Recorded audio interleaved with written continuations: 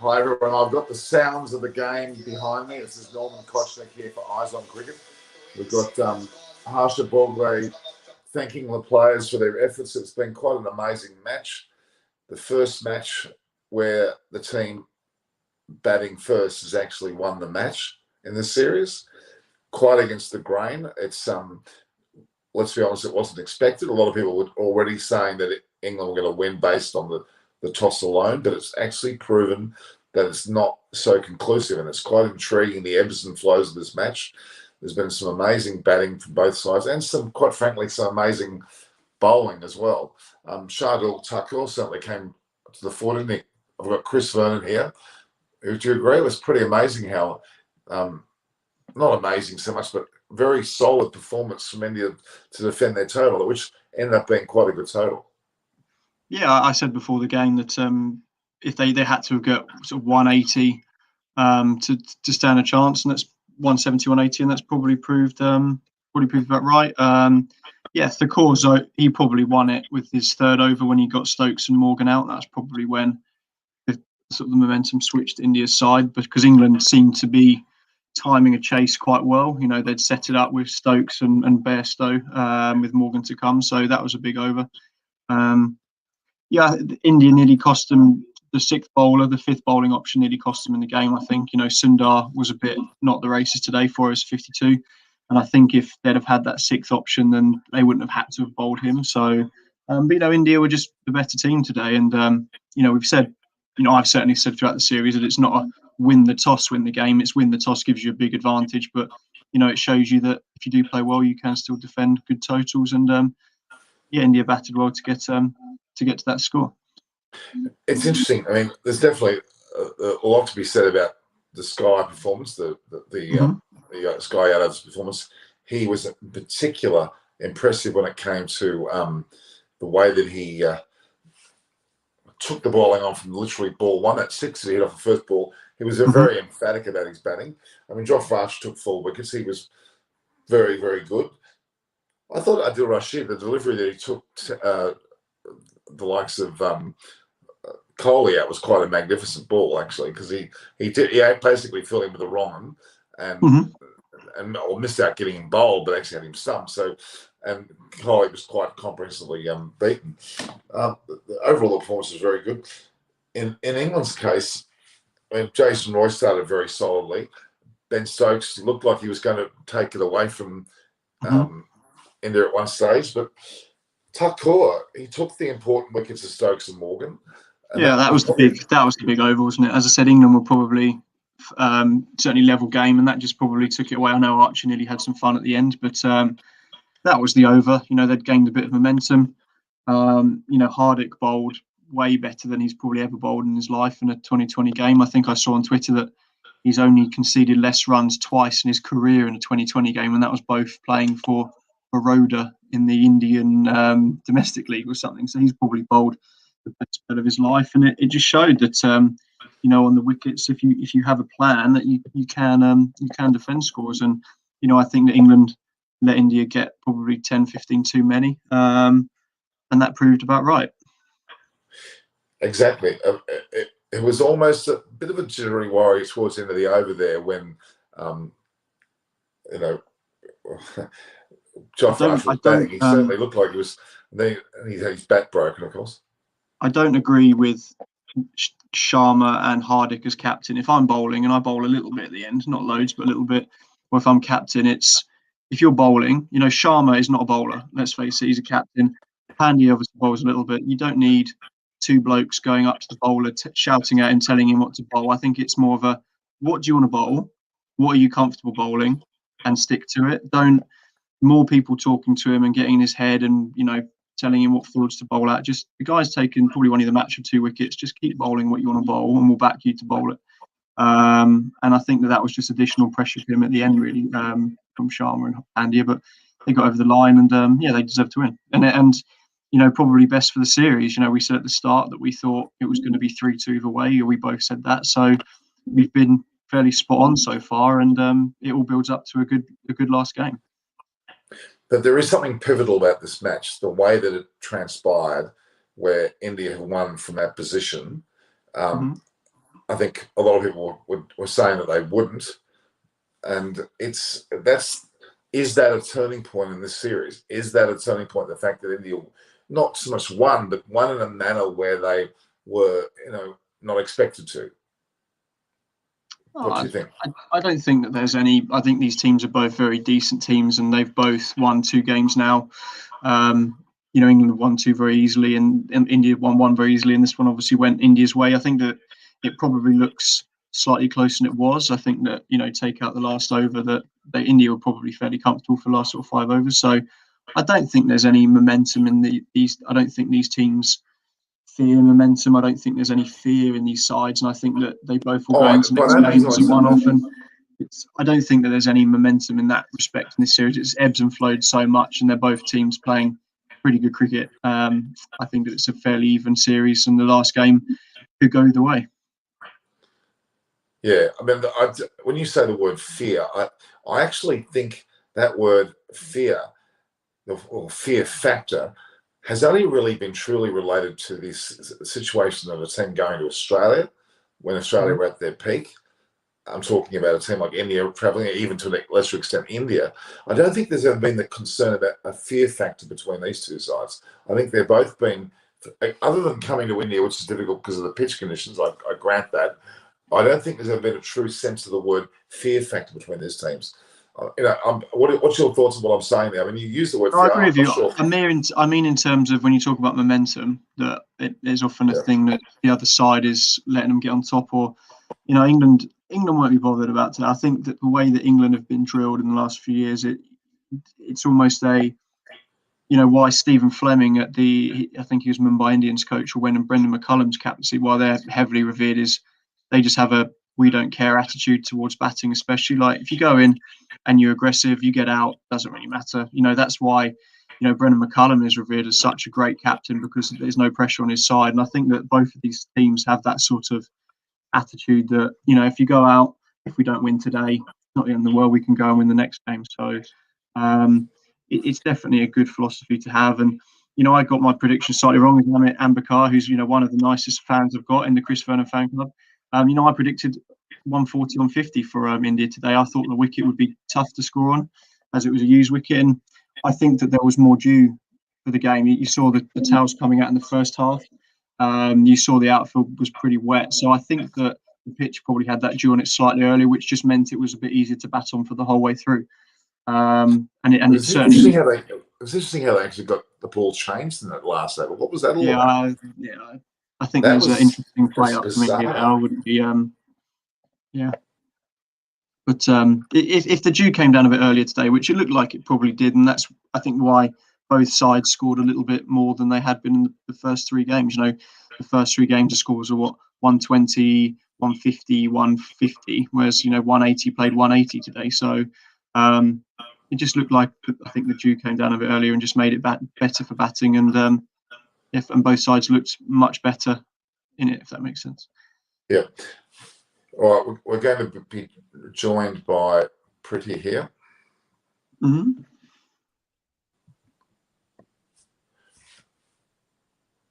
Good afternoon, good morning, good evening. Morning. Sure.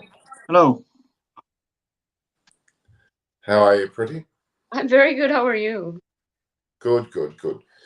We're just looking at the match and the fact that, as you would have seen, India have won this match based on a situation where they batted first, which is very unusual. In fact, it is the first of its kind. And how many games has it been, Chris, now since that situation has happened? You've talked about it on a previous show. There's been 13 or 14, or if not 15. Oh, that was in the Pakistan Super League.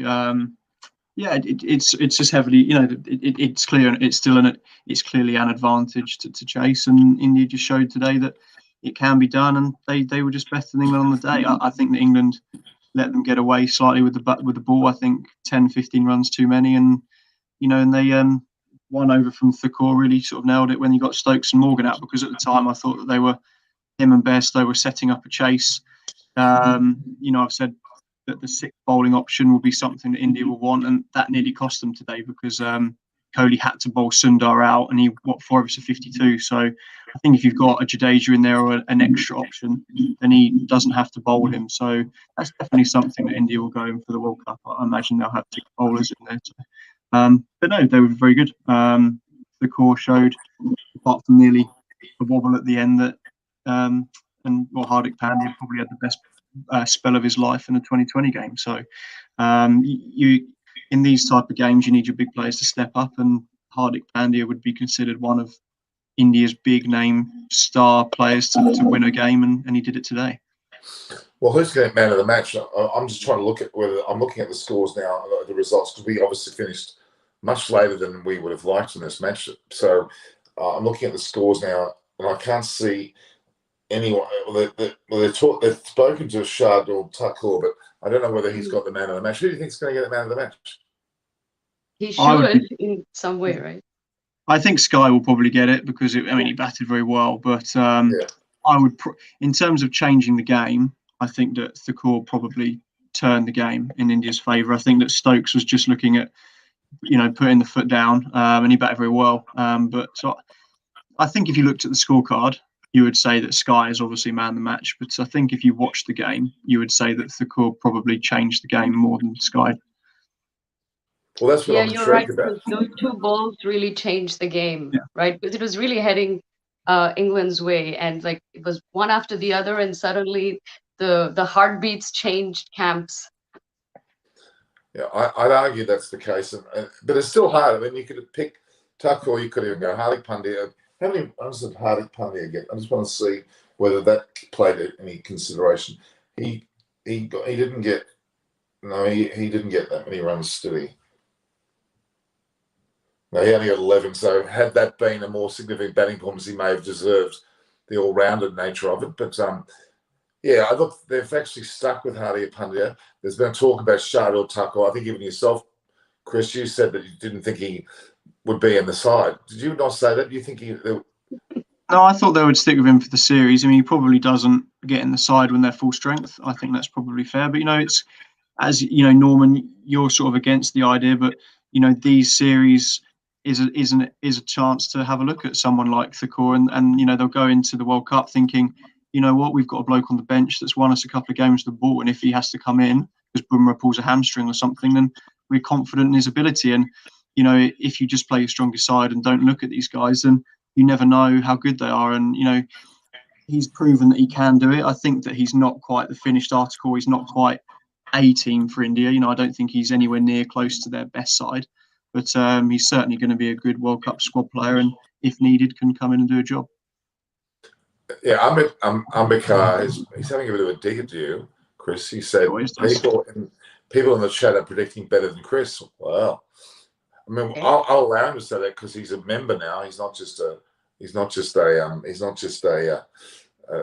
so-called subscriber. I'm joking, of course.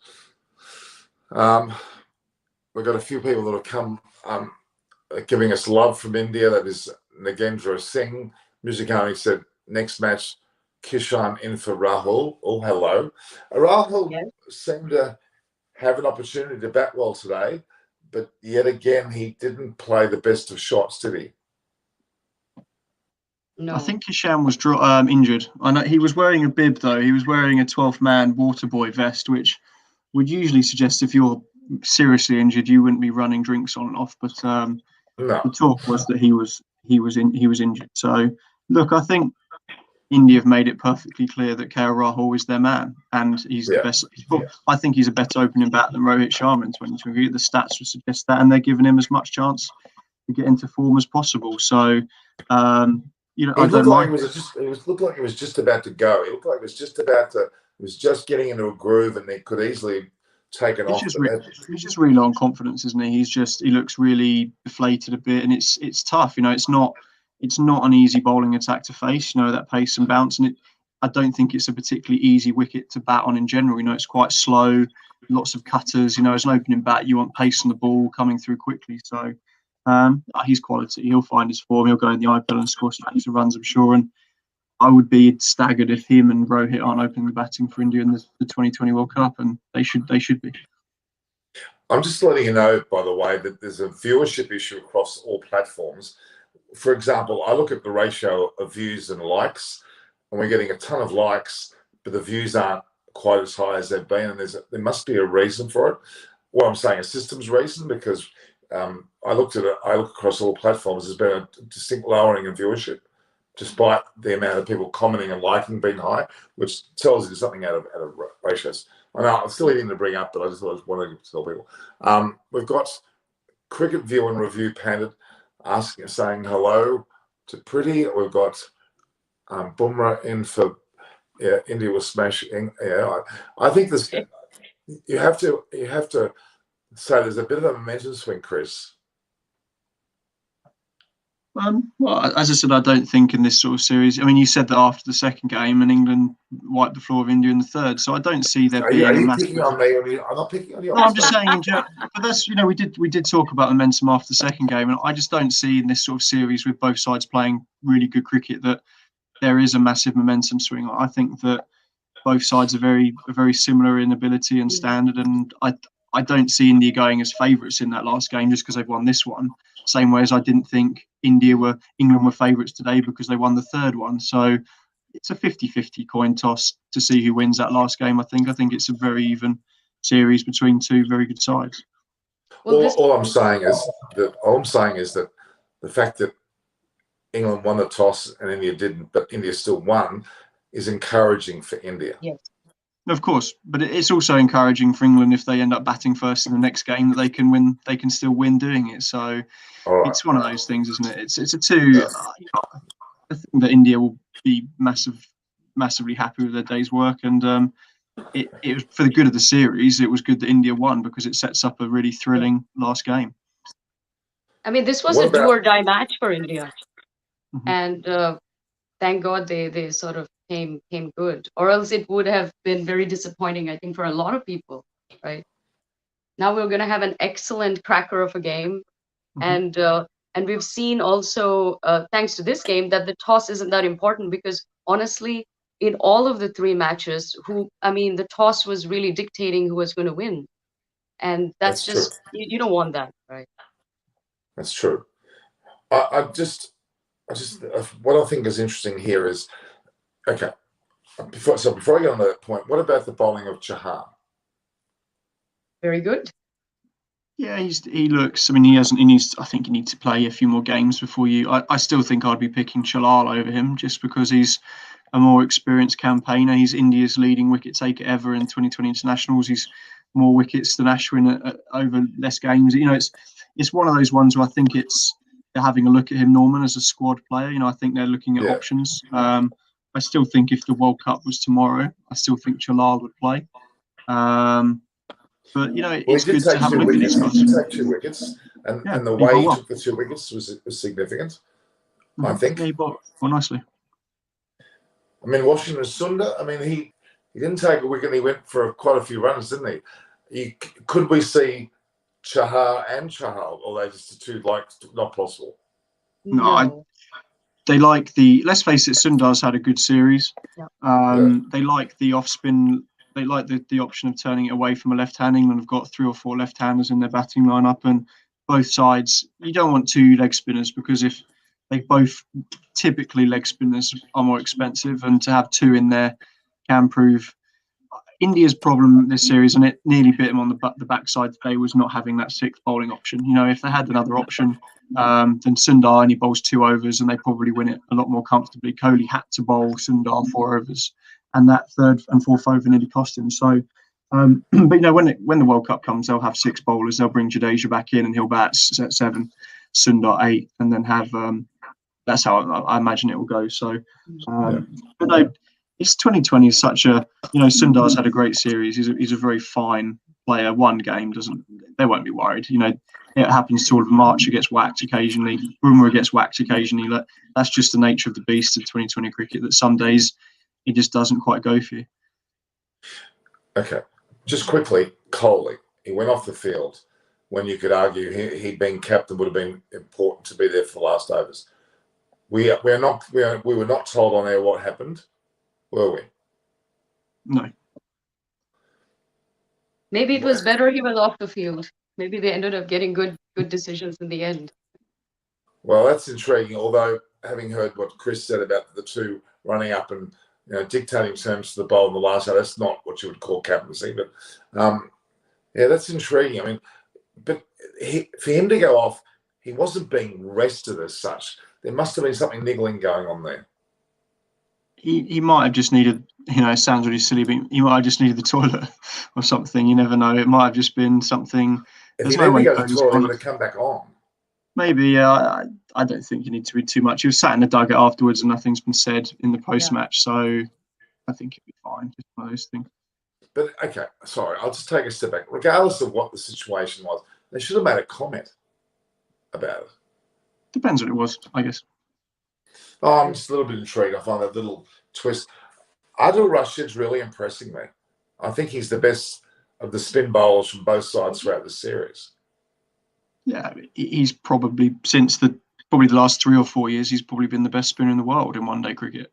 He's taken the most wickets, I think, and not necessarily the most economical, but it's certainly in the 50-over stuff as well. He's been a massive X factor for England in the World Cup and in all formats. And yeah, he's learned over the years how to be more consistent. He's got rid of the rubbish ball and over, and yeah, he's a massive cog in England's wheel. Okay, well then I have to ask the obvious question: why isn't he playing Test cricket? Yeah, same way. So some players don't play both. He doesn't want to for a start. I don't think he even plays 4-day cricket for his county. He's just signs a white ball contract. And he might not get in the Test side. He's played a bit of Test cricket.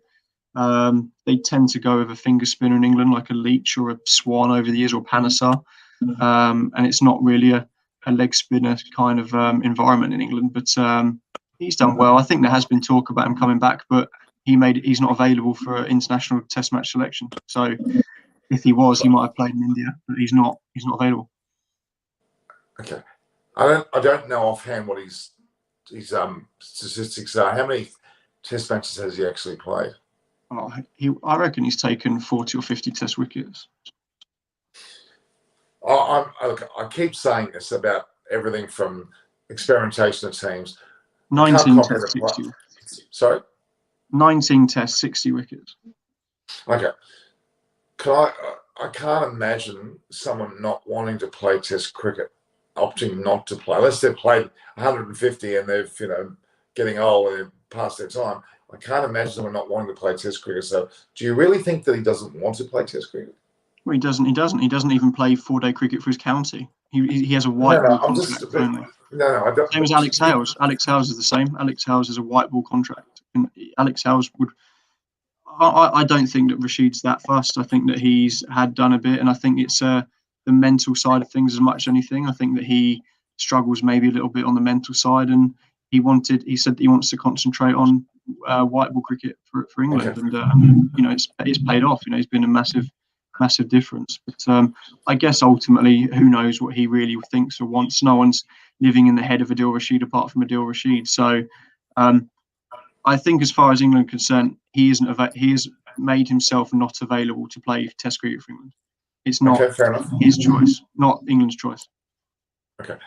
Another person that's been mentioned a bit today is Milan. Something about the amount of runs he scored per ball average, which I'm a bit miffed at, because there's apparently 80 off 77 balls, which is by no means bad. What's the story there? What are they, do you see a real concern about Milan? Do you both see? I don't see any concern with him. No, he's fine. I get what people are saying. I think it's difficult. He's not played a lot of games in this part of the world, and it takes a little while to get used to the wickets. He likes pace on the ball. He's a back foot player. You saw today with Thakur and Hardik bowling the cutters that he was through the pull shot quite early. He likes pace on the ball, and he'll adapt. He's going to play in the IPL this year. He'll get used to the pitches. There's always going to be talk around his slot because he's not a Jason Roy, he's not an Owen Morgan, he's not a Ben Stokes. So his slot is always the one that's in that top 6. His slot is probably the only one that could go. And you've got Alex Hales, you've got James Vince, you've got Liam Livingstone, you've got Sam Billings, all desperate to play. So his spot is always going to be heavily scrutinised. And he does need to adapt and he does need to get better. But the only talk I think is with him is the Indian fans or the Indian pundits. I don't think any of the England press or England selection are overly worried about him. I think they know how good he is and he'll come good. Just some of the comments. Virat Kohli saying it was a tough game against the top side and the due factor was massive. Okay, he was quite emphatic about that. But Morgan, and I find this you're just cementing what you said before, Chris. India played better than us tonight and thoroughly deserved to win. That I'm sorry, that's a little bit bizarre.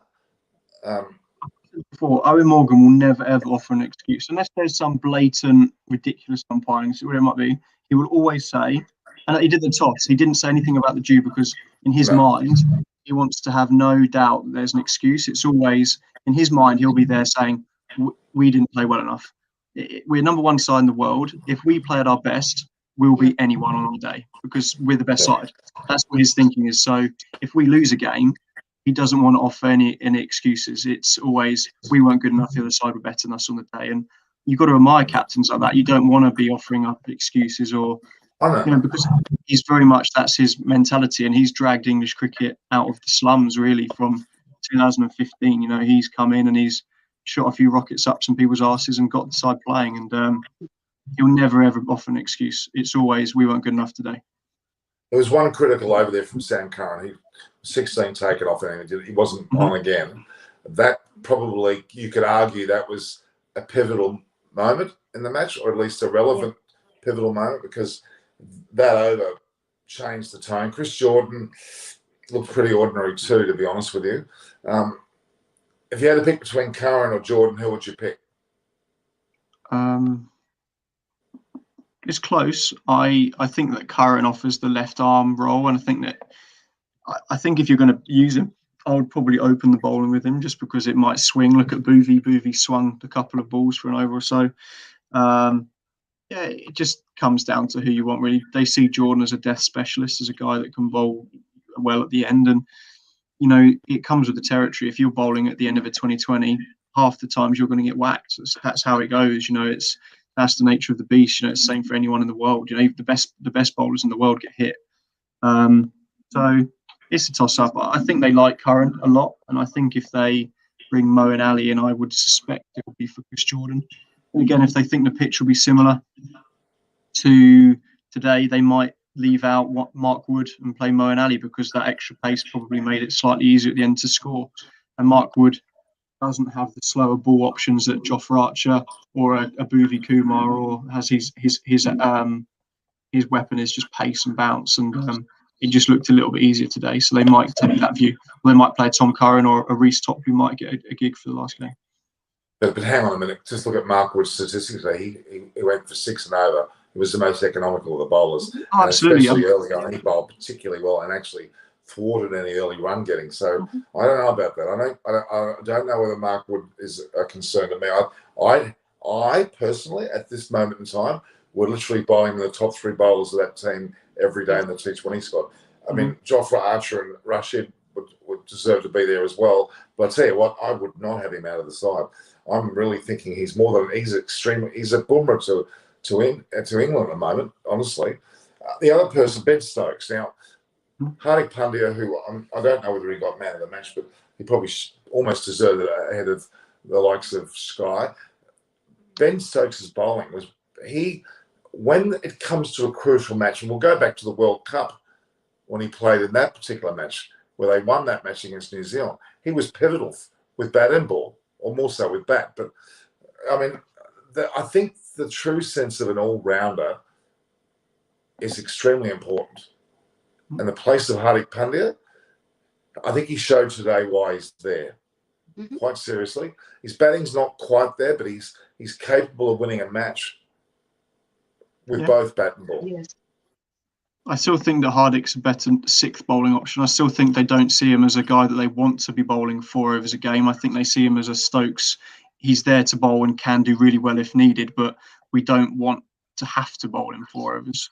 As I think this is only the 3rd time in his career that he's bowled 4 overs in a 2020 match, in an international match, and he's played loads. So I think that when India pick their World Cup side, they'll balance it out so that Hardik is the 5th/6th bowling option, just to balance the side. He's brilliant. Him and Ben Stokes are very similar. The problem is when you have someone like Ben Stokes and you go back to the World Cup final, is that he's a big game player. He's a guy that will say to Morgan, I want to be doing this. I'll put my hand in the ring. He wants to be the man to go to. Think of every big moment in England's cricket in the last 4 years. Ben Stokes has been a part of every single one of them. Headingley, the Ashes, the World Cup final, the World Cup, he's just one of those guys that thrives off playing in the big games. And sometimes you get hit. Sometimes it just comes off because the guys at the other end are quality international cricketers as well. And it's just the way it is. Is he a future Test captain? I don't think he's captain material. I think he has captained in Test cricket. I just don't see him. I think just leave him to it. Let him bat and bowl. He's too important to that side. As you'll see this year, India at home and the Ashes away, I think he'll be probably our biggest, our most key player in both series. So I wouldn't bother him with the captaincy. Leave it to someone else. A bit like a both of them, you're suggesting. Yeah, maybe. I just think that he just has a lot going on. He's just let him win games of cricket. Don't worry about the captaincy. So Surya Kumar Yadav has been announced as the man of the match, or I should say more politically correct player of the match. I get shouted at by all the girls I manage. They get really upset when I say that. By the way, Shripali Wirakoti has just formed a cricket side in Kandy in Sri Lanka, and it's getting a lot of press. She's really showing me she's showing strength in her post-cricket career. Both Simon and I are very close to her, so we know her very well. We know the struggles she's gone through, and hats off to her, by the way. I had to mention that. And I mentioned it before the match. It was Johnny Bairstow's 50th match, and it was actually he's one of only 3 players to do it across all formats, with the likes of who was it? I think it was Josh Butler was one of the other ones, and I think Owen Morgan was the one that's done that as well. So it's probably not as big a number as I would have think. I mean, 100 to me is more of a significant. It was a Stokes, was it? Okay, sorry, Stokes. Owen Morgan wouldn't have played 50 tests. He probably played 10 max. So that's really my mistake. With Stokes and definitely and Butler as well. That's to me. We've got to understand that a player that plays well across all 3 formats is someone of great stature. I mean, the best example of that by far is who? Who's the best? Kohli. Of course, Kohli. Although he's playing both in the Test matches and in this format, despite 2 great batting forms, he's playing the spinners not as well as I thought he would be able to do. He seems to. I actually would argue that he's a better against fast or medium bowling than he is against spin. Is that a fair point? Either of you, Chris? I think if you look at this series, they have generally been hard wickets to bat on compared to other wickets you might have played on. And players go through troughs of form. It just that's how it goes. He's been brilliant consistently, but you can't do it at that level for people. He's always going to come good, and he's the best in the business for a reason. And you're allowed to have a few games where he doesn't. I think I'm not he hasn't scored 100.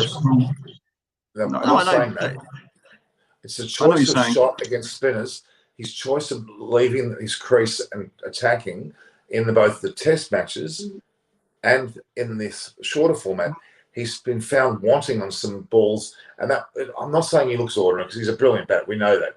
But there's surprisingly unusual shot selection on a ball that he shouldn't be doing. I think that just comes with he probably feels a bit not under pressure, but I think he feels I have been a little bit out of form. I haven't scored as many runs as I would like. And when you are feeling it a bit out of form, you kind of tense up a bit. You want to try and get out and hit the ball. You want to try and force the game. You want to try and get bat on ball, and you want to try and hit the big 4 to get back into some sort of form. And look at how he's got out. He got done by some very clever bowling today. It wasn't his best shot, but he probably wanted. When I'm a batter, when you're feeling out of form, you're not quite relaxed enough. You're a bit on edge. You want to try and get out, and you want to hit the ball. And that's probably all it is. He's probably just really eager to stamp his put his foot down on the game, put sort of his stamp of approval on it, as he always has done. And because he's probably not quite there confidence-wise or form-wise, it just isn't quite working, and nothing to worry about. He's still 250s in the series, and he's got a good. He won't have to face too much spin this year, in England. I'm going to make a comment here. It's because I know Sinhalese is the language of Sri Lanka. Buddhika Pradeep, I know exactly what the word puka means. So don't you dare put that on. I'm afraid you're talking to someone that can speak Sinhalese. So Pisu Buddhika Pradeep. I know you don't think you get away with writing a bit of Sinhalese and think that I'm not going to pick it up. All right, we know that word, and don't use it. Maybe YouTube won't pick it up, but I can pick it up. So be careful. I can speak Sinhalese. Okay. Cricket View and Review Pandya answers some of the questions asked by viewers. I've been doing that all the time. Where have you been? Have you been asleep? I've been doing that the whole time. The reality is that he's a character. He's a pretty person like getting bored. No, she's not getting bored. No. If she was getting bored, she wouldn't be here. Okay, now answer. All right. Yeah. Let's just be. Okay. There's one other point that I want to bring up. Owen Morgan, captaining very well, but his batting, he's a tremendous batter. But he looked a bit rusty today. He looked particularly rusty today. Yeah. Is it worth his while batting up the order on occasions? Because he's capable again of winning matches and being the best batter of the side. Do you think he needs to battle? He needs to get himself out of the order occasionally. Possibly. He's only batted twice. He hasn't batted in 2 of the games. Today he was meant to. He sent Ben Stokes in ahead of him at 5, and it nearly paid off. Stokes got 46 off 24 balls. It was on the verge of being a masterstroke, really. And when you come in with 6 overs to go and you have to score at 12 and over, you can't have a look. You can't get yourself in. You just got to go from ball 1. And Owen Morgan will back his ability to do that probably better than Ben Stokes. Stokes sometimes likes to have a few balls to have a look, and it's the nature of the beast batting at 5 or 6. And Rishabh Pant's the same. Hardik Pandya's the same. It's not easy to come in. The side. If you look at all take out captaining, because I don't think it's just coming in at that time of the game and having to literally whack it from ball 1 is tough. And but I'm comparing Kohli, who captains, Williamson, who captains, Root. Well, he should be in this team still. I'm quite strong about that. Not that I'm knocking Owen Morgan, but I do think Root should have a game or 2 in this as well. I don't know. I just think that they could rue him not being in the team when it counts in a major match, not as captain, but as a player. But I don't know. I think I would have a word with Owen Morgan, say, give yourself a bit of a batting, boost by getting up the order on occasions. That's all I think. I think it's not good for a captain not to bat if he is a batter, and he certainly is. All right. Norman, why did you say that it was bizarre, his comments? Do you not think that those were truthful comments? I think he was being very honest. No, I'm not saying that it's not truthful comments. It's more that he shouldn't be called too honest. No one can be called too honest, but there's an element he's of... He's very graceful, and he's a very humble person. I don't know. Absolutely. I'm not saying that you shouldn't applaud the other side, but you should balance a little bit by talking about your own side a bit more. I get you. Because they did well. They did well too. Yeah. I think England almost won the match. You could argue almost won the match. I want to ask both of you, before Stokes got out, did either of you think that England was going to win this? I was watching. They were on a roll. Yeah, when the over before, I think it was 46 off 4 to win, or 5 maybe, and I said that I think England are now favourites. I think that Washington Sundar just tipped it, and it was clear that England they'd obviously set up. They thought we need 1 or 2 big overs. They obviously were targeting Sundar, and it probably was just swinging in, and that's the beauty of the game. It's such an ebb and flow, sort of up and down. I think that him and Bairstow had set it up, and it took a pretty decent over from Thakur. A bit of luck, sometimes those ones go straight to fielder, sometimes they don't. And I think England were favourites at the start of that over, So not by much. Yeah. It was lucky that it was Washington's last over. It was awful, but can you imagine if he had two more? Oh my God. No, dreadful. Okay, there's no doubt to me Tucker has just bowled himself into a potential World Cup position. Yeah. I mean, you should see his elation when he took that second wicket. Yeah. Thakur doesn't get in their best side though. Because you've got Shami, Bumrah, Jadeja have all come in. That also, and if Shami plays Bhuvi, are they going to play Thakur over Bhuvi? It's like if Jadeja and Bumrah come in 100%. So that means that probably Iyer goes. I imagine Jadeja will come in for that sixth batter. And then, so which one of the seamers goes if Bumrah comes in? It's Bhuvi or Thakur? Because Pandya stays. There's word to say that Shami is not going to recover as well as this injury is a lot more serious than we're seeing.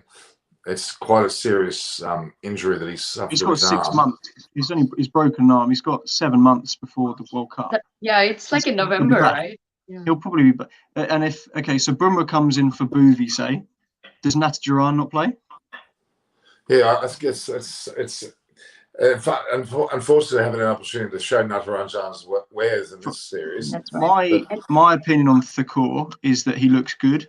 I don't think he's good enough to win a World Cup for India at the moment. I think that he's not quite in their top tier bowlers wise. I think he's done a job, and I wouldn't have any issues picking him. But I don't think he'll be in their first choice mix for a World Cup tournament. I think he'll be in the squad, but I think they've got better players. Better proven players in those slots to come in. Okay. Well, let me put it this way. His stocks have risen after today's match. Oh, absolutely, yeah. We've had a couple of questions, Norman and Preeti. One from Vivek, and it was a similar one from the cricket chat, cricket review. What would you say about the third umpiring decisions today?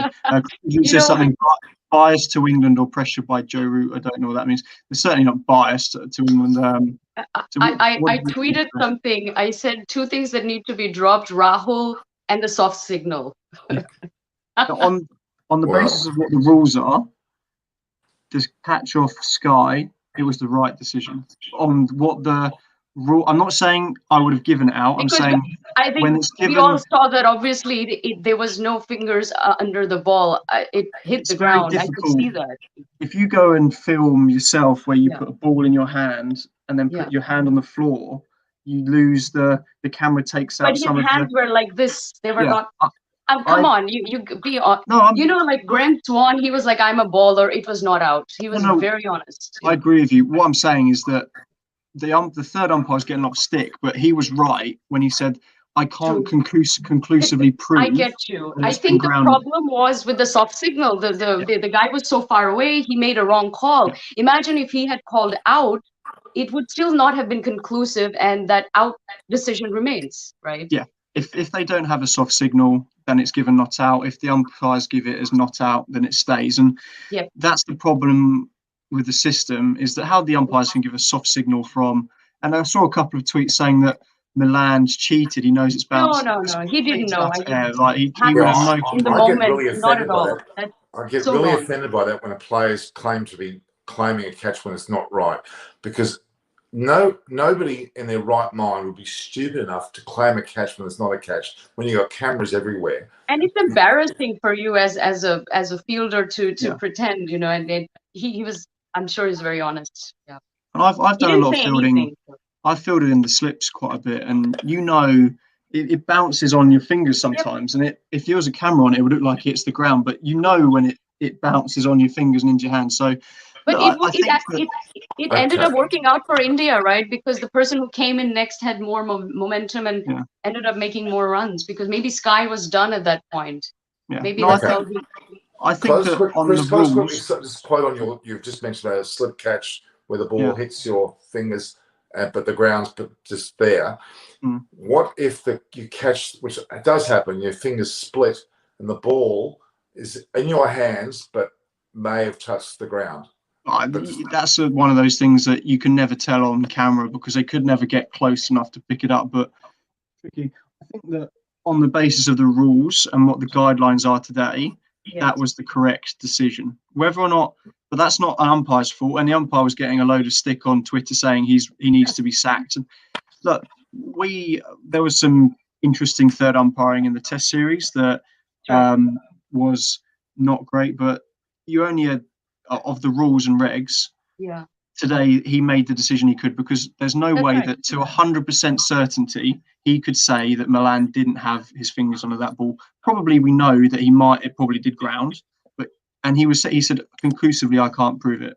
And then therefore you have to stick with what's been said by the umpire. So if it had been given not out, or there was no soft signal, I'd be sitting here saying right decision had been made, because you couldn't prove either way. So there's a good comment there from Cement 006 said, if there's benefit of the doubt, which way does it go? I think in that instance, you go with the umpires, don't you? Because the umpires thought it was out. It's like umpires calling an LBW. So if it had been the other way and the umpire said we don't think it's out, they would have given it benefit of the doubt to the umpires. So maybe the rules need to be looked at, but unfortunately, it's one of those things that it could happen again tomorrow. You're going to be debating about it every time it happens, because it's just. I don't think one single umpiring decision is ever going to dictate the winner of the match. I mean, come on, that's never like that. Yeah, it changes momentum, but I mean, did you lose because of that one out? That's just not good enough. That's not how. But that's the beauty of cricket, in my opinion. When a decision is controversial, even if it may have been wrong, that's the way. I think that it can take too long. They reviewed a couple of ridiculous ones from England's fielding today. The one where Rashid caught the ball was, I get it, but you've seen it twice. The one they reviewed of Ben Stokes, like, what's that for? Like, it's just slowing the game up, and it took England 2 hours to bowl their 20 overs. 2 hours. It's just too long. 2020 is meant to be quick. It's meant to be quick. Amit's laughing and saying that the benefit of doubt goes to the umpire. Well, in Test cricket and one-day cricket, umpire's call is for that reason. It's to benefit the umpire, making to give him a bit of leeway. The whole DRS thing does. But hang on, but between the batsman and the bowler, I think it always goes to the batsman, because he stands to lose more. He's gone, right? Yeah. I think it's really tough. I don't think there's a right answer. The only right answer for today is that they need to look at the soft signal rule. But I understand why it's there. But in moments like today, and there was moments in the Test series where it just confuses things. Just let the third umpire have a look and see, because as soon as you start bringing the soft signal in, you can on those catches, and it's the same with the Ben Stokes one in the Test series, and I think there was one Kohli caught one at leg slip as well. You can never conclusively prove either way if he's got his fingers under it. It's just impossible. So Rishikesh Patil said, Norman, Virat said in the Test series we checked a fair catch that was taken by Milan. When he started celebrating directly, and the umpire will think it's out. Now, that's an interesting one. I don't remember the incident specifically, but when a player celebrates a catch and it's found out later that it's not, I'm giving some benefit of the doubt to the fielder. Maybe he didn't realise, but it is intriguing when that does happen. It's you don't want, as a player, a fielder, to be found out lying. Yes. That's not good. Does that happen a lot? I haven't seen that too many times. I think they have more integrity than that, right? It used to happen a lot. I'll tell you, there was some players that certainly did that. But I just think the soft signal needs to go, even at people saying outside the ring. But let's face it, I've stood in the slips when someone's bowling 85 mile an hour. There's no full speed. An umpire can't tell. That one off Ben Stokes in the Test series, Stuart Broad, he stood 30 yards away at square leg. The umpire would have no clue if that was out or not, if it bounced, unless it's bounced a yard in front and you can see it. There's no way when it goes into 40 or 50 yards. I think honestly, they were not very present. Anyway, some of the calls were so slow, very hesitant, and it's like, are they even observing the game? What's going on? So I think the soft signal is it's the rules that need addressing, not the player. Yes. Milan would have no clue today. He would have genuinely believed he caught it, and I think it's fair. He wasn't celebrating anyway, I think. No. I think it's ridiculous these decisions take so long to look at. It's meant to be quick. So that annoys me. When they've got all the technology in the world, they need to make a snap decision when they have seen something and not labour on it. That's true. Just a couple of things. 2 observations I've made. Both Ishan Kishan and Surya Kumar Yadav have taken their opportunities big time, haven't they, in this series? Mm-hmm. They really have. And not unlike Washington Sundar and Thakur and even Natarajan, and the list goes on, the Indian players realise when they get an opportunity to play for their bloody country, they need to play their best. But so I know that those guys have got 50s, but you've got to remember that Shirazia has taken his chance as well. You know, he got 60 in the first game. He got 40 off 21 balls today or something. I think those three. He's not a first gamer. The other two are first gamers. I mean, yeah, but he's still. But for future selections, you're talking about, right? Yeah. I think that Sky, Kishan, and Ia are playing for one slot in that side. Oh wow. I think that their side for the World 2020. Do you think Washington Sundar is an in, or he's an in also questionable? Because they're bowling all-rounders, so they need 6 bowling options. So I think that batting, I think they see the batting as Rahul and Rohit in the World Cup. 3 will be Kohli, say, and then they've got 4. Sorry, I'll take that. I don't believe Kohli will be 3. Okay, then it's Sky, Kishan, or Ia at 3. It's one of those 3, and then you've got Kohli 4, Pant at 5, Pandya at 6, Jadeja at 7, Sundar at 8, Bumrah 9, Chalal 10, and Bhuvi or Shami at 11. They want 6 bowlers. They'll have 3 seamers, 3 spinners. Let's face it, if you can't win a game when your batting lineup is Pandya 6, Jadeja 7, Sundar at 8, you know, that's pretty solid. You don't need to have an extra batter and sacrifice a bowler. So I think that these 3 are playing for one slot in that side. I was particularly impressed with I know that Ishan Kishan also did something very similar, but there's no doubt Yadav went out there and said, right, I'm going to show from ball 1 who's the boss here.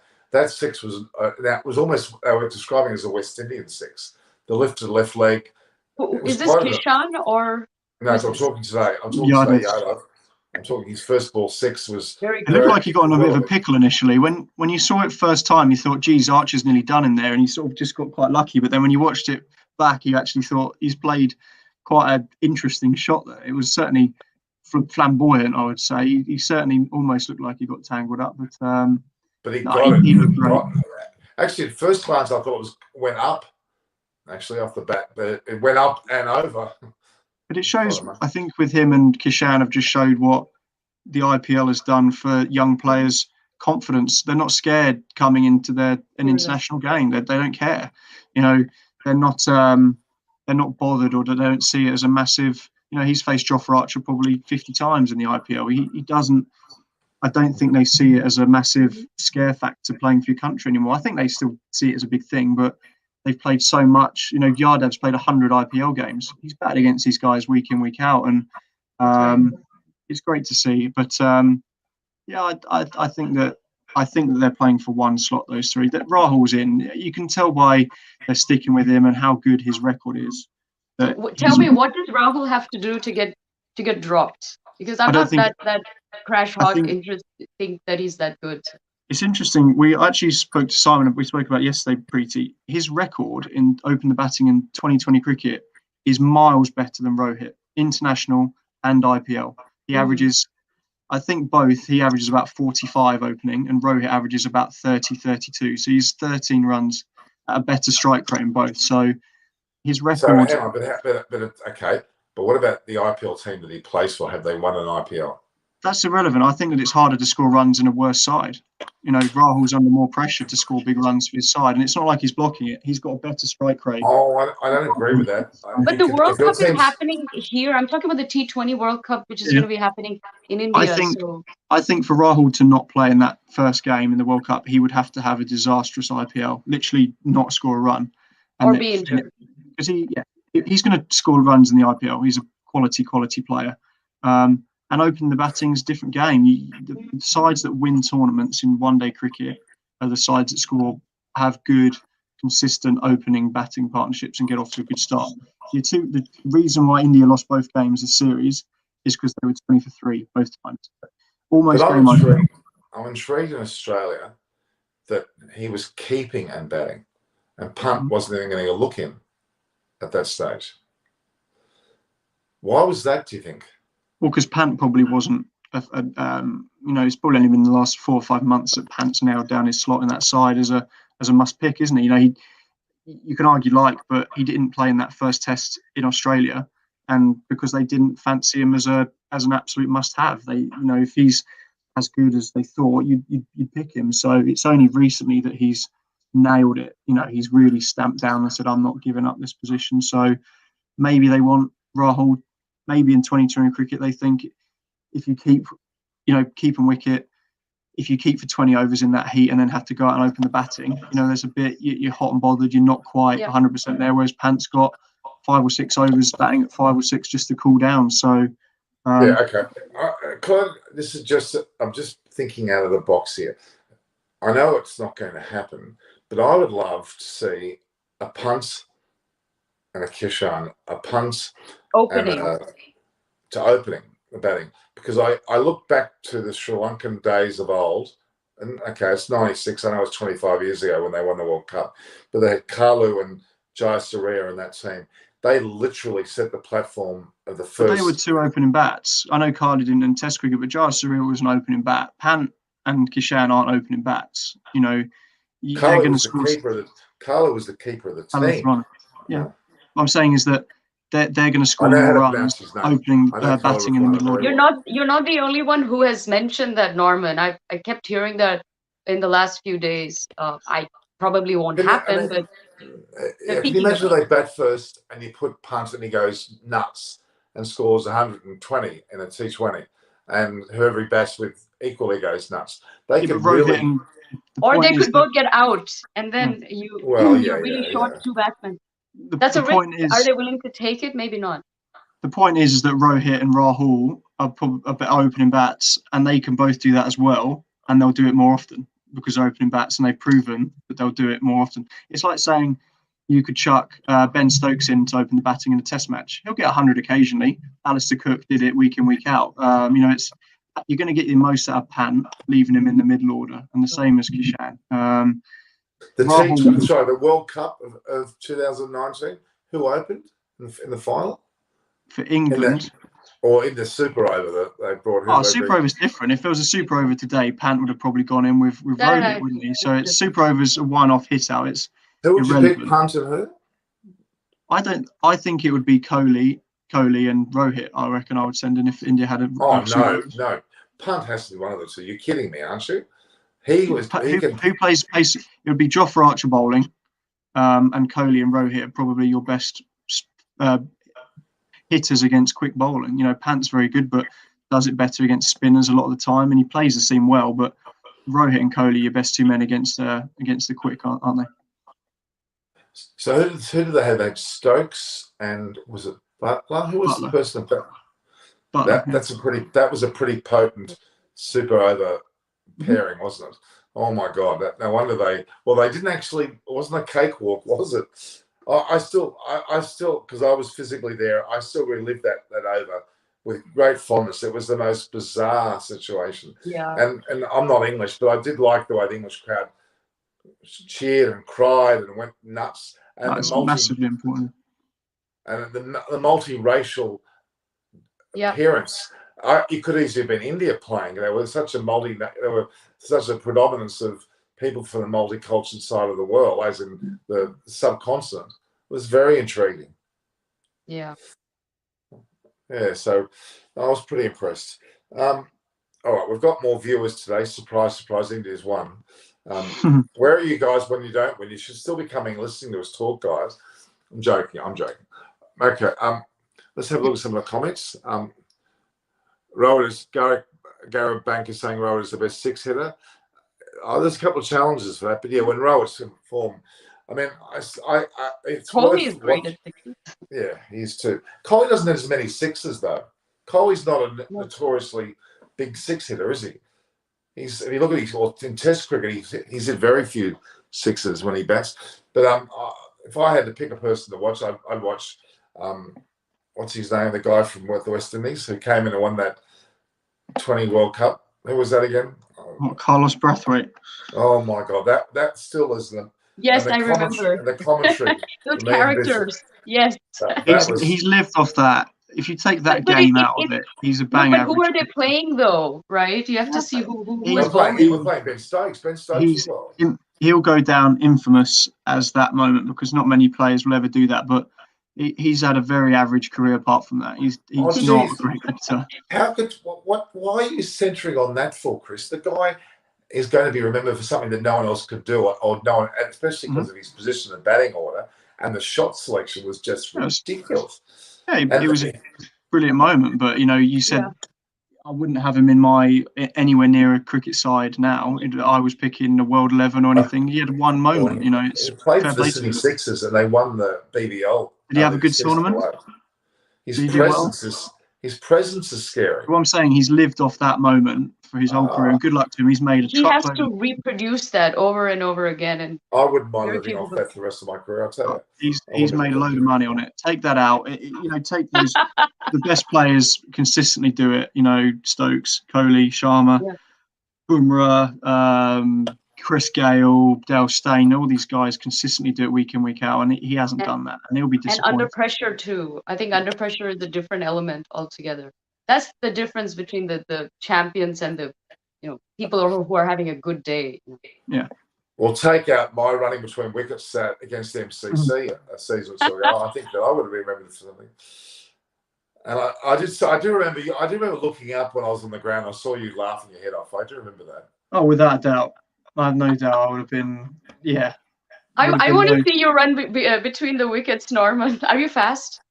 Oh, extremely. Chris, do you need to shake your head? Did anyone ask you to shake your head? You're just jealous. Would you say, Norman, if you were being completely honest to Preeti, would you say you're particularly nimble or fast between the wickets? I was, perhaps, maybe many moons ago. 30 years ago. Yeah. Well, that's. I mean, he's no Usain Bolt, shoulders downwards, Preeti. Let's put it like that. No, tell me, both of you, were you batsmen, bowlers, or all-rounders? I'm an opening bat, and I bowl as well. So I'd say I'm probably bigging myself up to say I'm a batting all-rounder, but I probably am a batting all-rounder. I thought you were going to say the next Ben Stokes then from that. My career's done. What about you, Norman? You're a batsman. I was more of an Arjuna Ranatunga. A scorer. Into my Malhaq. Huh? A scorer and umpire, Norman. I'll give you a score in a minute. You be careful what you say. The fact is, I actually, my true prowess was keeping. I was a keeper in my day. Wow. And a pretty good one, actually. I think you'd be very good. I think you're very astute. I was a pretty good keeper in my day. And I batted. It's because he's got a big mouth, Preeti. He can catch the ball in his gob. Okay. I took the second or third most wickets. You wouldn't drop one if you put it in your mouth. What about Craig Ruth? He was the leading wicket taker. Craig Ruth, who got one of your IPL players out. What was his name? Who was the IPL guy that you playing for you? Who? In your MCC side. Oh, I can't remember. I have no idea. What do you mean you can't remember? He was in your side, for God's sake. Yeah, but I can't remember who it was. Nearly 2 years ago, and he'd come in from a Middlesex league. I can't remember his name, but well, he played for the IPL, and one of our worst bowlers got him out second ball caught on the boundary. We were laughing. We were at nuts. Because he was very, I shouldn't say he was arrogant, but he was pretty cocky. He thought he was pretty damn good, but he didn't last very long. 2 balls, he was out. Anyway, all right. It's probably not quite the same match level as this, but anyway. No.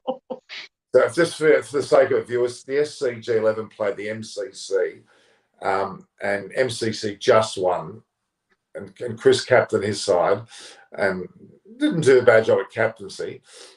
I think he wasn't sledged enough. I'd sledge him more now, I reckon.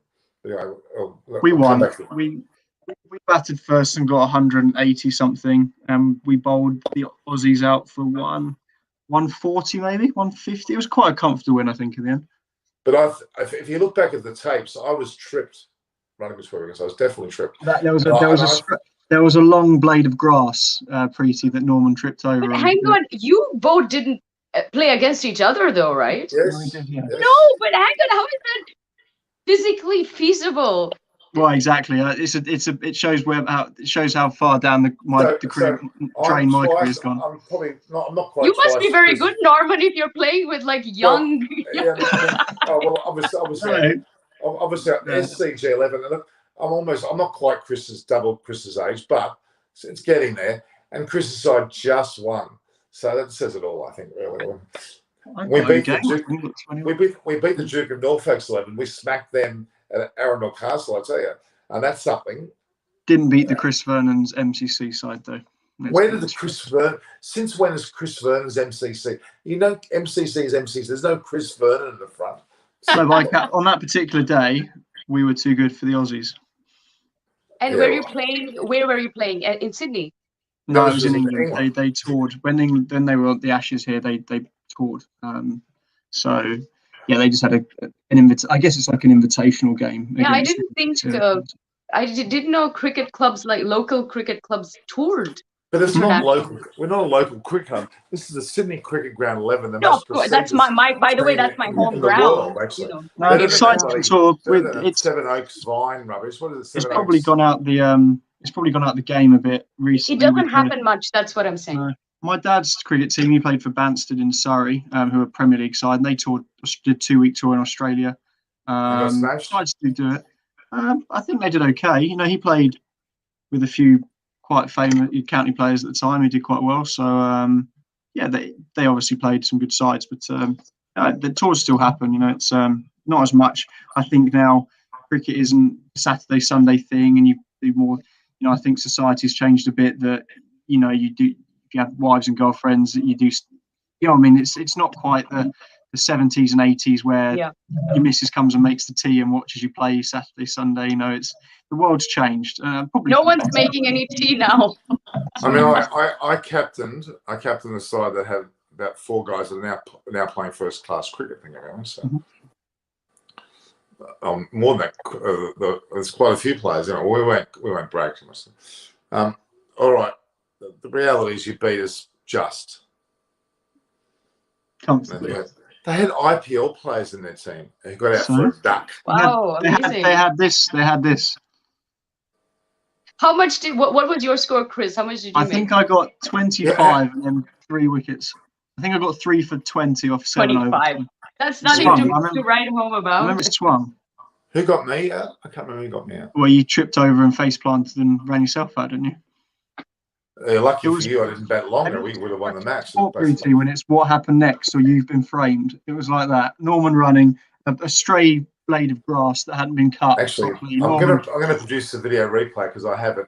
I'm pretty sure it was Chris's leg that was dragged out in front of me and tripped me over. It was definitely my leg that was laughing when you went over. That's for sure. No, I'm pretty sure. I gotta watch. I hope you have footage of this. I want to watch it. I'm my mother. Just make sure you go to the toilet before, because you'll wee yourself if you're not careful. The reality is there was definitely a leg put out in front of me that caused me to fall over. Such a violent fall too. Anyway, well, there's a lot to fall. Right. At least it was well cushioned. Thank you. We've made it clear that So Nalakshi Sharma's on. She agrees. Surprise, surprise. Nalakshi Sharma agrees with Chris. What a shock. Nalakshi would agree with Norman for once.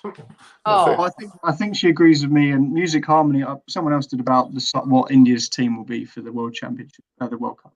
Mm-hmm. I mean, yeah, your side's pretty sound.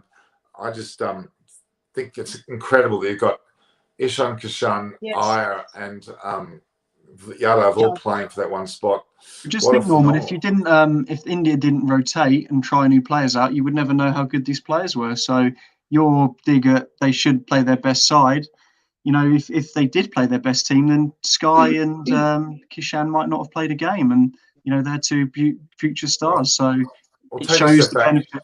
Shows the benefit of a rotation and trying new players out. It's not a rotation. No, they're 2 different things, Yeah. But you must try out young players and give them a chance. What I mean is, Norman's been very vocal that he would have played his best side throughout, and it's not a time to rotate.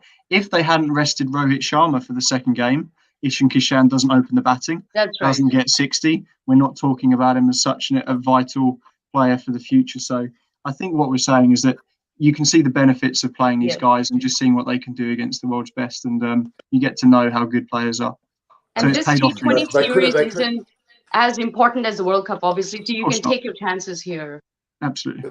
I still maintain you're playing for your country. Yeah. But India have proven that they've picked a side good enough to win games. It's just exactly. I mean, they know that they're playing for the country, and they ended up with the best lineup that they could, which included new players, and it paid off.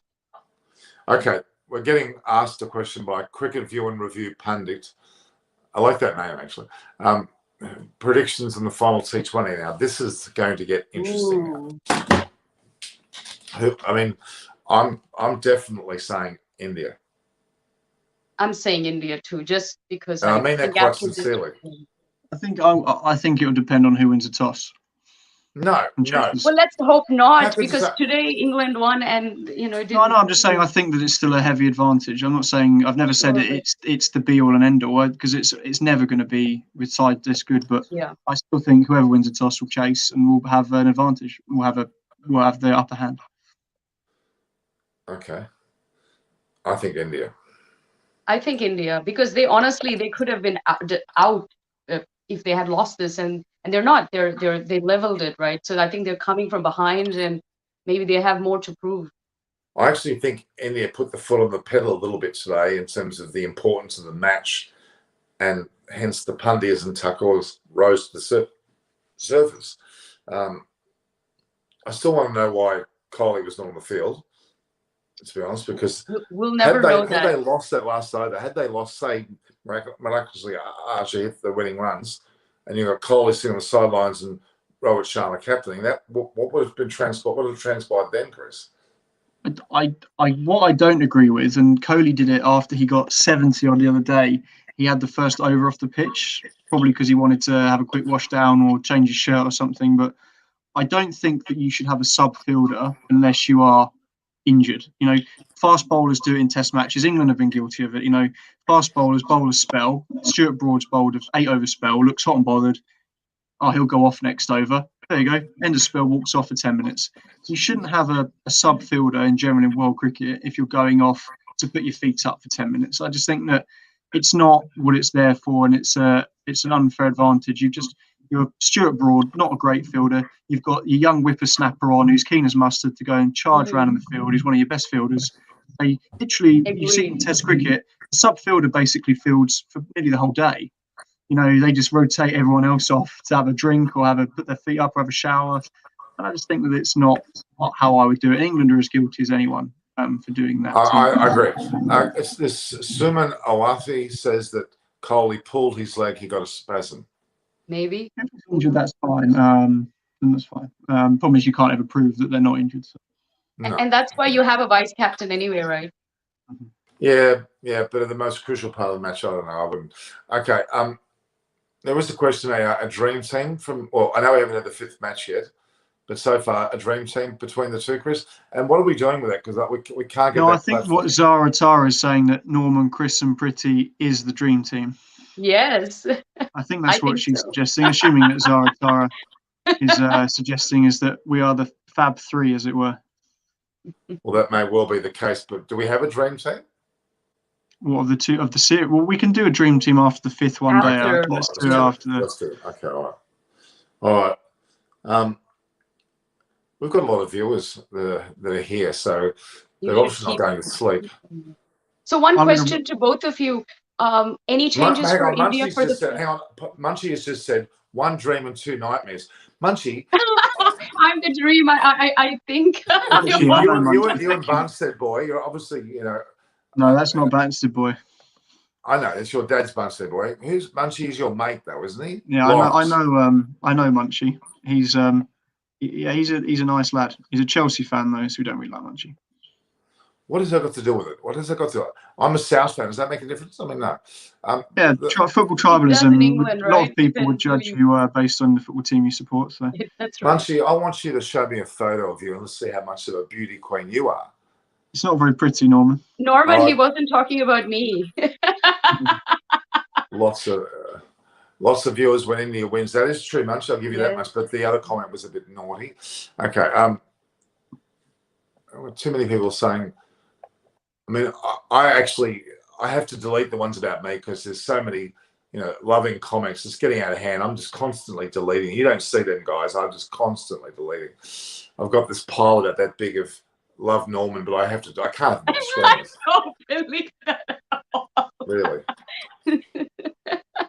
In particular from Munchie. Munchie says, Norman, how come you're so good looking, Munchie? I'll talk to you later. Munchie, stop. Let me go through Munchie's comments. Norman is the best looking. He's just said here. I better delete that. Chris is. No, I can't. Hang on. I should. So while Norman's making up comments in his head, because he's a bit slow. Hang on. Zara Tara says, love Norman. I like Zara Tara. That's a new one. See? Yeah. Nice boy says, love Norman. So you said I wasn't being. Can you say that? I'm making it pretty clear. They love you for asking me and Preeti to come on the show, which is why they're here. Right. That is correct. Zara Tara must be some hottie. Look, she's saying love Norman. Must obviously clearly. Yeah, but Zara, you prefer me and Preeti over Norman, don't you? You can be honest. No, I don't see that. I don't see that. He's Australian. They get lots of stick. They're not very clever, and they can't read and write. So Munchie's saying this. I'll send you one with Matt Parker. Can we have that explained? He's the guy I asked you about from Bankstown. Oh, yeah. Matt Parker. From which? From Seven Oaks. Oh yeah. All right. See, slow again when he spoke about this. Quick. Actually, what we're going to do after maybe after the ODIs, I want a few people like Munchie. In fact, the people who are members will be given. Okay, this is what I'm going to suggest. The people that are so-called members are going to come on screen for maybe a short time during the later part of the session to make a comment, not by way of text, but by way of verbalizing. All right. So, Munchie, get ready, mate. You're going to have to put your lipstick on and maybe a wig. You're coming on. Music Harmony probably will too. Munchie's saying Ramwick. Oh, that's right, Matt Parker. That's right. Yeah. I think that we need to actually, have a few people on actually physically on air, and I'm expecting all Munchies to wear red lipstick. Can we arrange that? Trust me, you lose viewers. That's for sure. Did you hear that? Music Harmony, you're going to come in a wig. I want you to come in a Marilyn Monroe wig. We'll see how we go. What about me? Cricket View and Review Panda. You can come on too, but for God's sake, with a name like Cricket Review and Review. It's a mouthful, that, isn't it? Yeah. It's a nice name. You have to subscribe. Yeah, you have to sub. Cricket Review. We just said it. Sub. Maybe have a member. Yes. All right. And Amit Shrivastava, he's another one that's around quite a bit. All right. Okay. Debashis Dutta. That's a new one. India's best teacher. Okay. And Manu John's floating around there too. Actually, the ODI will be a real fight. Yes, I'm actually looking at that fight. That's where I think we're going to see the best of Kohli and Sharma. I think so. They're going to score big in those matches. I think Kohli's due for a massive century. It's typically Rohit's better format, isn't it? His record is better in one-day cricket. I said Rahul, and he's had a couple of quiet IPLs. I know they've done well and won it, but he's probably not scored the weight of runs that he would want to have scored. He's probably underperformed in the IPL, and so that's where he comes to his forte. It's his forte, the white ball, 50 overs. He likes to have a look early on Rohit. He likes to take 10 or 20 balls to get himself in, and then he sort of explodes into that sort of fierce whacker that we know. And then 2020 cricket, it's harder to do that because you don't always have the time to do it. So he's definitely a better 50 over player than he is a 20 over player, in my opinion. Now, I know the IPL is a T20 format, but was there ever a romantic thought of having an IPL with a 50 over format? It would take too long, and it's the whole point of the IPL is it's exciting, quick, short and sweet. No, I get that. It would lose its romanticism. It would lose its glamour. It would lose its excitement if it was 50 over cricket. It's the whole point. It's 50 over cricket. I don't think the sponsors would be that keen. This is another example about a look at that. Siddhant Tyagi, you get mentioned when he made comments like that. Make sure I'm I've got to go through dinner in a minute. What about comments for us, Norman? There's plenty. I've got a fan club, Preeti. I've got a fan club. Well, we don't know who there's a mechanic. Have you seen the comments for me? I mean, some of them are X-rated. There we go. Look at this comment. Look at that. Oh, I'm a housewife's delight. She's a housewife, Norman. I don't. Poor housewife. When I press on your comments, guys, there's a malfunction. It just doesn't come up. Zara Tara. Can we ban Zara Tara? Look at this guy. Look at this. Now it's not even looks now. It's brains. It's not even. And this one right after. It's just a plethora of people. Hey, Amit, where's my love? Hello. I know you all love me. I read your stupid nice boy said he loves Norman too. I'm failing to. There's a malfunction whenever I approach your guys. I don't know. This is a malfunction, I'll call it. It's one of those, it's just so that can we hit 2? We can't. We can alternate. The same comment. I need to head off. I've got to have dinner, so it's been. I can't put up with Norman talking this much rubbish, self-indulgent anymore. So I'm just showing you what the fans. It's our job to show what the fans are saying. I can't hold that back. Okay, all right. So fifth T20. Mm-hmm. India. Chris is saying what? Well, I'm always going to back England, but I think that the toss will still be a key thing. I still think whoever wins the toss will have a big advantage. But I'm never going to back against England, especially when they're, it makes sense not to. It's not a ridiculous thing to back in England. So I think England will still get the series done. But I think all three of us said at the start of the series that it'll be 3-2 either way. So we've all been right. We've all been right on that front. So I think that's actually that's made it incredible. To be honest, I think this has been again a very, very interesting series indeed. The ODIs will be equally as interesting, so I'm looking forward to that. Because it'll be better times. They're playing daytime, aren't they? It's not day nighters. Yeah, I don't know. Similar to the test timing, maybe. That's good. That's going to be a bit more suitable, I think. All right, guys. I say good night. Well, it's bloody 6 a.m. here. Good morning, yeah. My 7 o'clock in the evening. And you're yawning? How can you be yawning at 7 p.m.? I saw you yawning before. Chris, some of us have to work during the day, Norman. Yeah, but hang on a minute. I'm up at 6 o'clock in the morning. I've been up and I have watched the entire match. I was up at 2 o'clock. I got up at 3 o'clock in the test series. It's easy you can start throwing swords about. You're going to live off that for the next 10 years, aren't you? Well, I got up more often than you have so far. But you woke up to be on air, correct? You didn't watch the game and then go on air. I woke up to be on air, then stayed up at 3 o'clock, watched the whole day, worked the whole day, then did your pre-show, then got up again. So I just love this. We're all working very, very hard. Oh, now it's stuck. I'll leave Zara, Tara, and they love Norman. I think that's worthy of a photo. Actually, I might just take a photo. You're looping the same comment, Norman. Right. On that note, I'll see you all Saturday at some point for the pre-show. All right. Okay. So Norman Kochnik here. Let me say goodbye with you on air. Norman Kochnik saying goodbye from Eyes on Cricket, with the likes of Pretty and Chris and even prettier Norman. Love Norman. We'll see each other very shortly. Great match today from India. They proved they can bat first and win the match, which I think we all didn't expect. So good night to you all. We've still got a lot of viewers who want to talk a bit more. I might do a monologue, guys. So say goodbye to you too, and I'll do a little bit of a monologue. All right, guys. Ciao. See you, Chris. All right, guys. See you soon. Okay. Take care. In fact, the next couple of days. All right. See you later, guys. Ciao. We'll be able to go on with that. So I want to thank the viewers today. We've got quite a few that have come on in a very, very long broadcast at 6 o'clock in the morning here in Australia. I'm very much proud to be able to have members join us the way they have. As I promised you, we'll be doing things throughout the year that will actually promote the relationship. We will bring some of you on screen if you wish to come on and make your comments, the members, that is. The subscribers will also get a chance. No one's going to miss out on this. You're all a part of the same, I'll call it, family.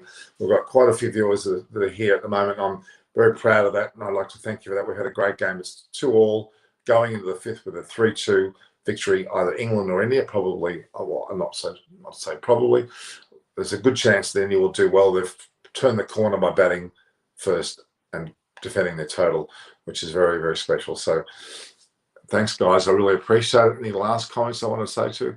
The last comment I've got there is, mate, if you can upload a reaction of Aussies on India versus England test, I will certainly do that. In fact, I will do a reaction video probably after the last T20. I'll go out and have a good chat with the locals of Australia about their reaction to this series, as there are plenty that are talking about it. So that will be definitely what I'll do. And I want to do one on newspapers around, especially the English newspapers, and I'll do one on the crowd reactions on the India versus England Test series and India versus England T20 series. Obviously, we've got the ODIs to come, and IPL and the World Test Championship and World Cup, and then even the Ashes, which I think, even though it's an Ashes between Australia and England, the Indian audience particularly like to see that as well. I think that's an extremely important thing to watch.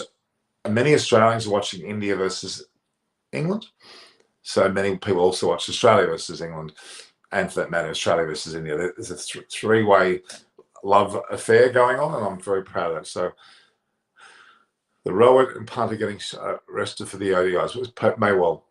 And AM, this is a great comment. I just love your insights. Well, I love all the commentary too. Please make comments, not just in the live chat, but when I put the video up, when the video becomes live, this live chat becomes a video that's available to everybody. Make comments there too, please, because some of the people don't always go to the live chat comments. They go to the comments which are evident on the actual video. So don't forget, the membership's there. We've got now a membership tab is not visual on your iPhone and I think your iPad. You need to go to a laptop or a full computer to get the members tab, especially in countries like America, to actually access that, and where you can then, you'll have a join button on your full computer or a membership tab across the top. There's also going to be an actual store, and we're going to look at having hats, shirts, all sorts of other tidbits, cups, some funny cup photographs of us all having a bit of banter, and then specialized videos and live chats on Zoom or Skype just between us. That's not recorded. It'll be a private chat, but it'll be with you as members. I really recommend you to get the membership, as it's an extra bonus to what we're offering now. And you've got many of the stars that come on the show, including the newfound stars of Chris Vernon, Pretty, Aparna, Debashis, all people that are very interesting to meet as well. So thank you very much. And what do you think for the final match? Again, I said India should win that. I think it's pretty conclusive that India will win that, even though England have played particularly well. I think India showed today when the actual series is on the line, which it certainly was, they came through and actually defended a total.